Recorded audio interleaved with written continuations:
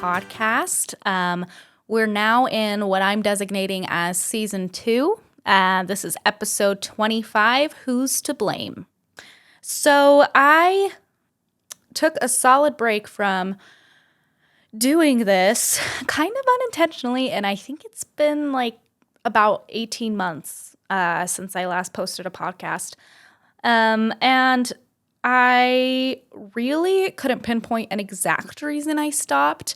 I remember around the time I stopped, I was working on a fundraiser that I had also done the year before. And I was really excited about it, but it didn't go as well as I had hoped. And I think I was discouraged from that, and that might be why I stopped. But I also feel like I remember planning to stop. Like I said, like I'm going to do the fundraiser, then I'm going to be done. So I always knew I might come back to podcasting or to Instagram or to blogging. And so I held on to my domain names, all that jazz. And it felt like the right time to try this out again. So anyway, I don't want to spend too long on introductions, but I will just kind of repeat myself since it's a new season. But my name's Mallory, Mallory Thomas, Mallory Gleason, Mallory Thomas Gleason, whatever you want to call me. Maiden name Thomas, married name Gleason. And I am just a girl who's gone through some mental health struggles. I've done quite a few years of therapy. I've studied coaching for a couple of years. It's not something I've done formally or had a formal education with. So something I want to make super clear, and I think I've mentioned this in previous podcast episodes as well, but I'm not qualified to fix a mental health issue or give therapy or even necessarily to do formal coaching. Basically do this because I want to help people, and I've learned a lot of tools in my own experiences that I want to share with other people, and I want to share them for free. So that's why I do this. So if you feel like you are looking for advice from like a licensed professional, go do that. That's awesome. You're not going to get that here. This is tidbits and thoughts and things that have helped me in my life. So some of it can be anecdotal. So I really encourage you to take what you like, leave what you don't like, and we'll call it there, and we'll still be besties. So, yeah. So today's episode, I entitled "Who's to Blame." One of the first concepts I learned about when I started getting into coaching, therapy, etc., was what some coaches call the shame-blame trap. So you've probably heard of shame and blame. They weren't necessarily two things that I associated with each other up until I started to learn about it more.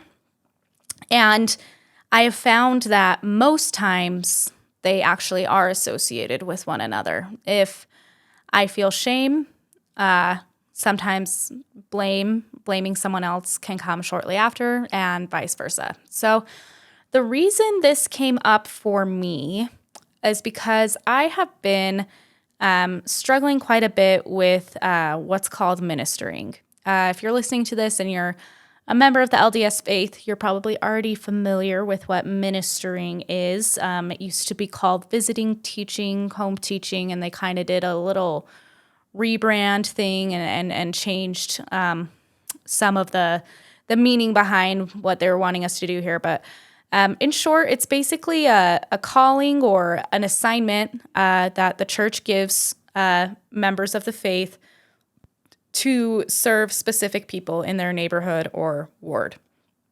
So basically, when you move into a ward, there's like a family that is assigned to you, a family or a person or a couple that's assigned to minister to you, and then you're assigned to minister to other people. So in this current ward, I have a companion who's another girl about my age. She's a little younger. And then we have 2 girls that we're supposed to minister to. Basically, we're just asked to befriend them, be aware of their needs, serve them, help them, And the ultimate goal would be to serve as Christ serves. For some reason, I really struggled with this concept. And I know it's not just me, because as I struggled, it was really fun for me to try to find validation from other people who also didn't like it. So I'm positive it's not just me, because I went and found people and would like commiserate and vent with them and be like, isn't this annoying? Like, why can't we just serve our friends or people we already know, or like our family? Like, that's why we have family, et cetera, et cetera. And whether you agree with that or disagree with that is beside the point. What I want to talk about is what happened with shame and blame within my relationship with ministering. So I, when I got my ministering assignment, I was kind of like, okay, like I'll introduce myself. I'll make sure that they at least know who I am. And then I kind of left it at that for a little while. And then a few months later, I met a woman in the ward who was most comfortable speaking Spanish, and I speak Spanish. So I'd mentioned to a friend, like in one of my commiserating sessions, I said like, well, it would make sense if I ministered to someone like her, because I speak Spanish, so I feel like I would be a good fit for her. And then this beautiful, wonderful friend told the Relief Society president, hey, Sister Gleason would like to minister to so-and-so. So that wasn't really my goal, but it's my comeuppance, because I was kind of, complaining or whatever. So my assignment changed, and I was like, okay, well, now I got to start taking this more seriously, because this is like a special assignment just for me. So I started to do a little bit more like texting her and my other sister, going to visit them, bringing them gifts around the holidays. And then one day we had what's called ministering interviews. And ministering interviews are basically just a check-in from the presidency to see how things are going with you, how things are going with your girls. And this is one of the things that I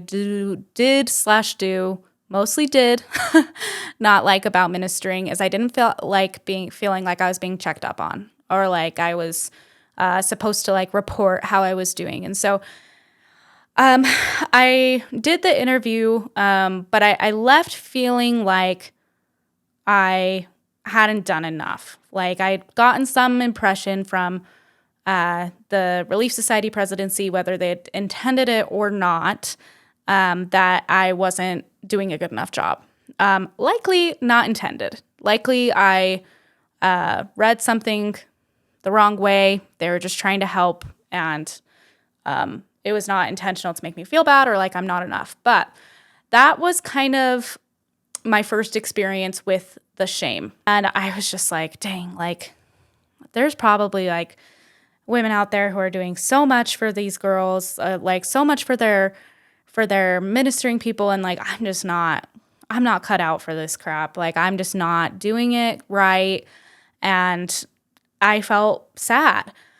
But then the feeling that came immediately after was, oh my gosh, like that was so rude of the presidency. Like they made me feel like I'm not good enough, or oh my goodness, like the church asks way too much of us, way too much of me. Like how, like why? And so I think basically to recover from shame or to feel better about myself, I had to find another place to put that shame. So I turned it into blame, and I put it on the church and church leaders.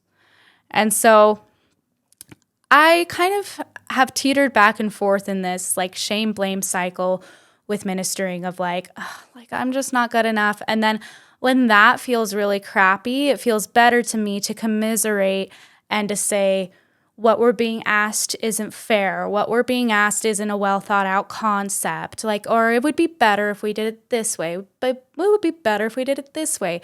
And then all of a sudden I'm in blame.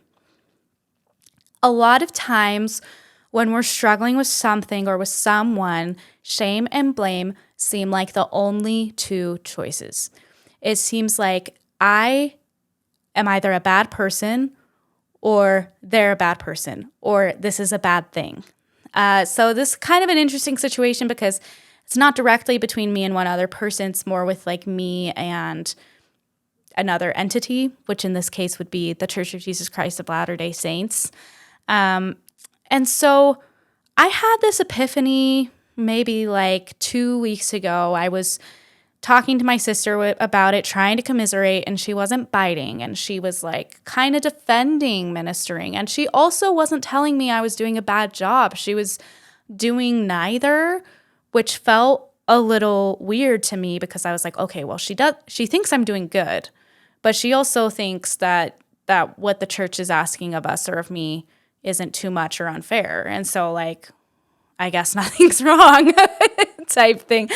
And so I remember that feeling a little bit weird to me at first, but I kind of just had this epiphany of like, what if like none of these things I've been thinking are true? Like, what if I'm doing just fine?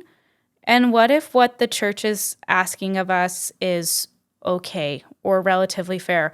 Or what if even I don't like what they're asking of us or the way which they're going about it? Like I'd rather do it a different way, but I can do it anyway because I want to gain a testimony of it or because I want to learn. And this was really big for me, and it's hard to put into words the experience that happened. I think partially because it was just more of a spiritual like feeling of resignation to the situation. And I found this middle ground that a lot of coaches refer to as like the cure for this shame blame trap, which is compassion. It is likely that the Relief Society presidency maybe doesn't conduct their interviews perfectly. Maybe they don't know exactly what to say, or they don't want to offend you, but they also have been asked by other leaders like, hey, make sure that these ladies are ministering, you know, and so they want to push you a little bit, but they don't know how much is too much. And so it's likely that they're not handling it perfectly. It's also likely that I'm not the best ministerer, or I guess just minister, and that I'm falling short in some ways, or that I'm exceeding expectations in other ways. And all of these things can be true, and I don't have to feel shame, and I don't have to blame someone else for something being wrong. The fact of the matter is I can have compassion for what the church is trying to accomplish with this, and also what I'm trying to accomplish with my assignments and all of the beautiful mistakes that are going to happen with both of those parties. With a lot of things, something like ministering might seem a little too big, but oftentimes this shame blame trap happens more in relationships. I've definitely seen it in my marriage. If we are to disagree about something, or if I'm hurt by something, I wonder, oh, like, I'm not a good wife. Like, I'm not a good partner. That's why this is happening. That's why. And then if that makes me feel bad, I might turn to him, not say this out loud, but think, well, you know what? Maybe he's not a good partner. Maybe he's not a good husband. Maybe he's not doing what he should. And the fact is, both of those things are true and not true. Likely we are both falling short in some ways, and likely we are both doing really great in some ways. And so we land in the middle ground of compassion. Now, I've mentioned this before in past episodes. I know I have an episode about being less dramatic. I am like here for the drama. I love like internet drama, spicy things and all that of just like, oh, like who did what? Like what YouTuber did what type thing? Like it's not the best habit, I don't think, but it is something that I tend to gravitate towards because I think it's interesting. But I also think it's given me some, I don't know if a complex is the right word. I don't think I'm like messed up from it necessarily, but to an extent, like all of us consume a lot of social media and a lot of television, a lot of media, and things are really dramatized in the media. It's really easy for that to bleed into our real lives. And so I think a lot of times shame and blame can manifest itself because we're thinking that everything that happens is big and means something big about us or about the other person.